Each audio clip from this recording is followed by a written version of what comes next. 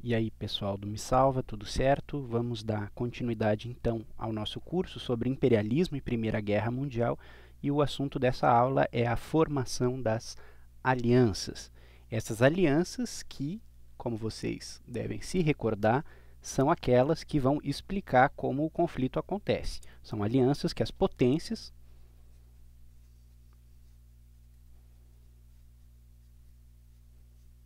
cujo estabelecimento, cujo surgimento nós vimos nos vídeos anteriores, vão estabelecer umas com as outras e que vai determinar o curso deste conflito. Para a gente entender como essas alianças se formam, é interessante a gente pensar que o elemento central para entender tudo isso é o Império Alemão.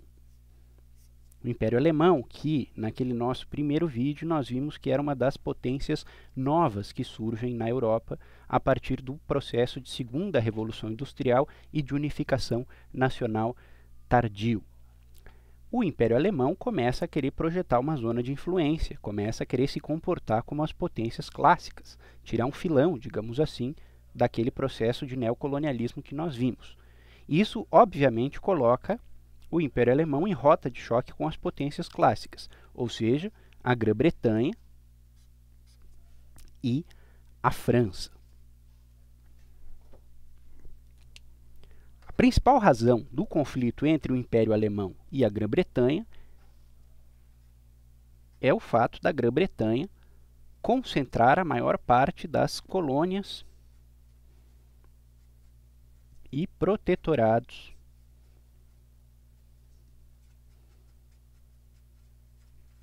do mundo neocolonial.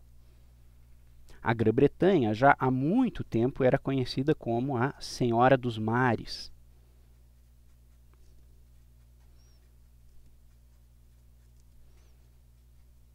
A sua marinha, muito poderosa, controlava os oceanos e o acesso marítimo aos 4 cantos do globo.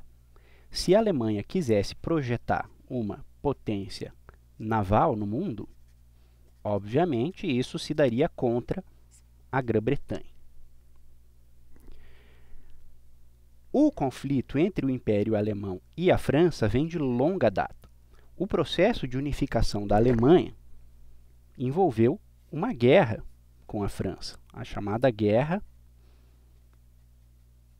Franco-Prussiana.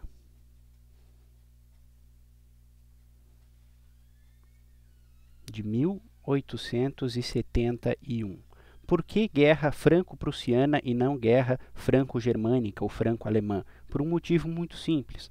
A Prússia é o antigo reino alemão, o antigo Estado independente que vai conduzir o processo de unificação da Alemanha. Como eu estava falando, boa parte desse processo vai se dar contra a hegemonia territorial que a França então exercia sobre a Europa. A França sempre foi um país central, digamos assim, no tabuleiro europeu, e quando a Prússia começa a construir esse Império Alemão, esses dois centros de poder territorial entram em choque. Com essa guerra franco-prussiana, o Império Alemão acabou anexando uma região anteriormente pertencente à França, chamada Alsácia-Lorena. Região que ficava na fronteira entre a zona de influência de cada uma dessas potências e que era muito importante devido aos seus recursos minerais, principalmente o carvão, que é o motor da industrialização daquela época, junto com o petróleo e com outros recursos naturais. Por fim, o Império Alemão também disputava, tinha relações muito problemáticas com o Império Russo, o gigantesco Império Russo. E a zona de contato entre a área de influência alemã e a área de influência russa perpassava por aquela região da Europa que nós vimos no último vídeo, chamada Península Balcânica.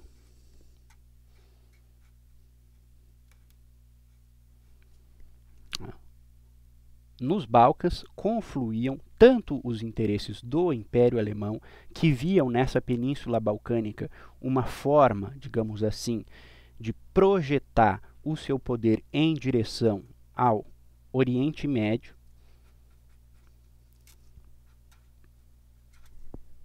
e as reservas de petróleo que existiam naquela região e existem até hoje, né? E a Rússia que sempre teve um problema, apesar da sua vastidão territorial, em conseguir acesso aos chamados mares quentes, ou seja, o mar Mediterrâneo, o Atlântico, o Oceano Índico.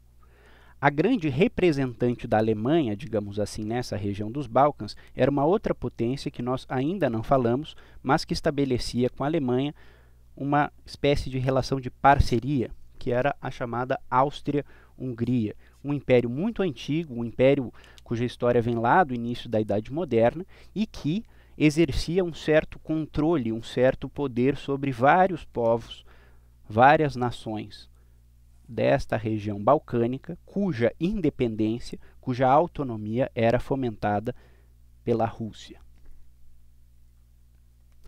Ora, este tipo de arranjo aqui entre as potências vai fomentar, obviamente, a criação de alianças entre elas, principalmente porque, como nós podemos ver, vários desses países têm inimigos em comum, pelo menos um inimigo em comum.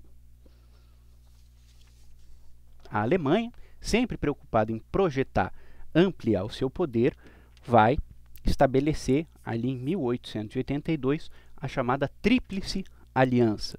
Vai fazer parte dessa Tríplice Aliança o Império Alemão,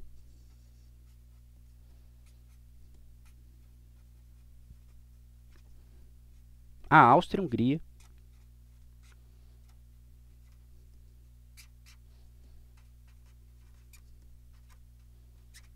e a Itália. Inicialmente, a Itália vai fazer parte deste grupo. Por que ela vai fazer parte desse grupo? Bom, em grande parte porque as suas reivindicações são muito parecidas com as reivindicações da Alemanha. O país recém-unificado queria ter acesso a colônias que a França e a Inglaterra, então, vetavam as potências novas. Ocorre que a Itália e a Áustria-Hungria também tinham seus problemas. Uma parte do processo de unificação nacional da Itália se deu contra alguns interesses territoriais do Império Austro-Húngaro. De modo que, no desenvolvimento do conflito, como nós vamos ver, a Itália vai acabar deixando esse grupo e aderindo ao outro. Qual é o outro grupo, então? É a chamada Tríplice Entente. Na verdade, ela acaba sendo a soma, o resultado de dois acordos anteriores. A Aliança Franco-Russa, ou seja, uma aliança que os franceses estabelecem com os russos para tentar domar esses ímpetos expansionistas da Alemanha,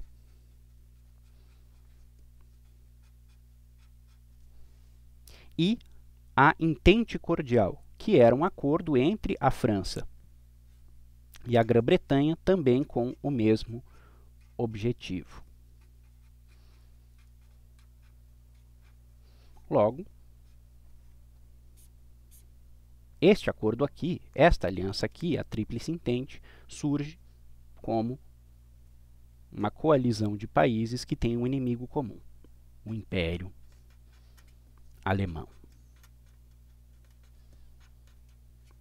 Qual a consequência disso para o desenvolvimento da Primeira Guerra?